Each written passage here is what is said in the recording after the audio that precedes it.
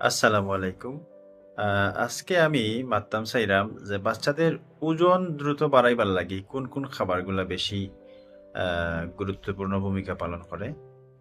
তো আমরা চেম্বারে প্রায় সময় মা-বাপরে পাই। সবার কমন একটা আ কমপ্লেইন হইলো যে বাচ্চায় খায় না, বাচ্চা বড় হন না। বাচ্চারা আসলে বেশি তো খাইতো না। কারণ তার পেটের সাইজ তো ছোট।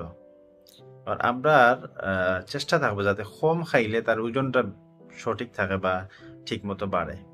ঠিক আছে? তাইলে ওজন বাড়ানির লাগি মূলত দরকার প্রোটিন এবং ফ্যাট। মানে আমিষ জাতীয় খাবার এবং চর্বিযুক্ত খাবার। তো আমরা যেহেতু বাঙালি আমরা বেশি ভাত খাই। শুধু ভাত এবং সবজি খাইলে এগুলা খাইলে শুধু ভাত খাইলে ওজন বাড়ে না। প্রোটিনযুক্ত খাবার মূলত মাছ, মাংস, দুধ, ডিম, ডাইল। মাছ, মাংস, দুধ, ডিম, ডাল এগুলার মধ্যে প্রচুর পরিমাণে আমিষ থাকে এবং এগুলায় ওজন বাড়ায় দ্রুত। এবং এই মাংসর মধ্যে, মাছের মধ্যে, ডিমের মধ্যে চর্বিও থাকে, ভালো চর্বি।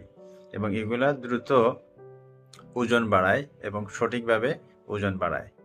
তো শুধু ভাত খাইয়া এবং সবজি খাইয়া ওজন বাড়ে না। ওজন বাড়াইতে হইলে আপনারে পর্যাপ্ত পরিমাণ প্রোটিন, তারপরে ফ্যাট এবং কার্বোহাইড্রেট সঠিক আ ভাবে খাইতে হইব, সুষমভাবে খাইতে হইব। তাইলেই ওজন বাড়বো। ধন্যবাদ সবাইকে।